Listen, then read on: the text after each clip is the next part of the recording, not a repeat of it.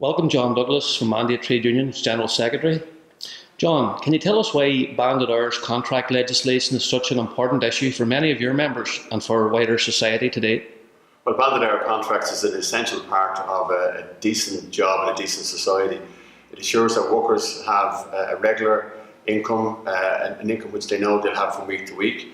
Currently, workers are being exploited. They don't know whether they're going to earn a fixed amount of money one week and less the following week, and it gives total control of the employee over to the employer, and there are abuses.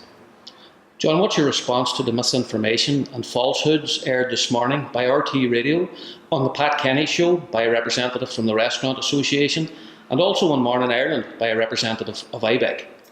Not surprised, it's just more scaremongering.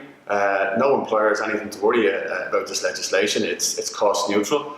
The only employers that have something to worry about is bad employers, employers who abuse their workers, who don't give them regular hours, who cut their hours unjustifiably, who want to have their workers dancing on the end of a string, dancing to their tune. This is about fairness, it's about decency, it's about workers having a decent job, decent week's wages, and knowing from one week to the next what that wages will be.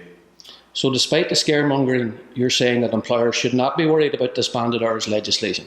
Only the bad employers. And there's quite a number of those, particularly in the Restaurant Association, where a report from the WRC last year found that over 300,000 in unpaid wages awards were made to workers in the restaurant and hospitality sector. So bad employers have something to worry about. Employers who want to exploit their workers have something to worry about. But the majority of employers have nothing to worry about.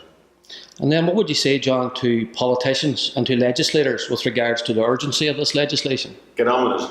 It's been going on now for about 3 years. We've had a Dunnes Stores dispute, we've had a Tesco dispute, we've had many disputes all around decency and decent jobs and kind of respect for workers. The politicians have been debating this now for a very long time. It's been through various consultation committees within Dáil Éireann, at which employers, unions and community groups have made submissions, very detailed submissions.